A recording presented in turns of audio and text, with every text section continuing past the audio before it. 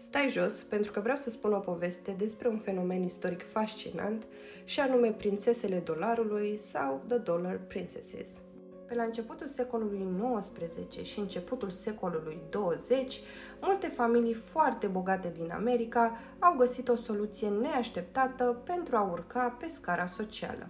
Te rog frumos, nu uita să-mi dai follow dacă îți place conținutul meu.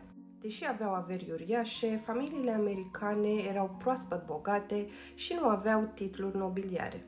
În schimb, aristocrații europeni, mai ales cei din Anglia, aveau titluri, însă rămăseseră fără bani. Așa s-a născut o alianță surprinzătoare. Tinerele bogate din America se căsătoreau cu nobili europeni, aceste căsătorii fiind ca o afacere. Părinții americani ofereau o zestre uriașă, iar nobilii europeni ofereau la schimb mult doritul titlu. Până la urmă, averea nu însemna nimic fără unul. Poate cel mai faimos exemplu de prințesa a dolarului este Consuelo Vanderbilt.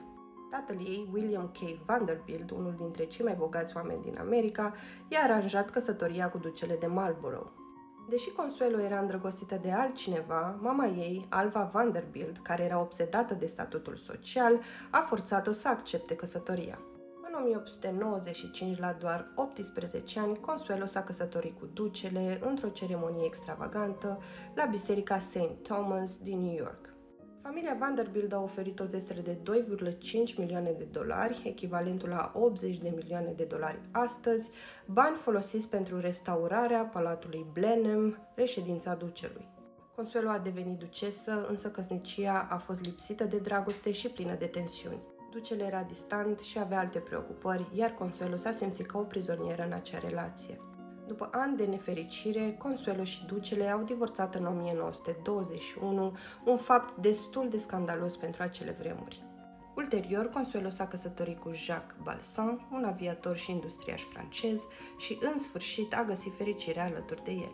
Aceasta a scris și o carte intitulată The Glitter and the Gold, în care povestește despre viața ei plină de opulență, dar și despre sacrificiile făcute. Consuelo a fost doar una dintre zecile de astfel de prințese, printre care se numără și mama lui Winston Churchill. Dacă vă interesează fenomenul, vă recomand serialele The Gilded Age și Downton Abbey.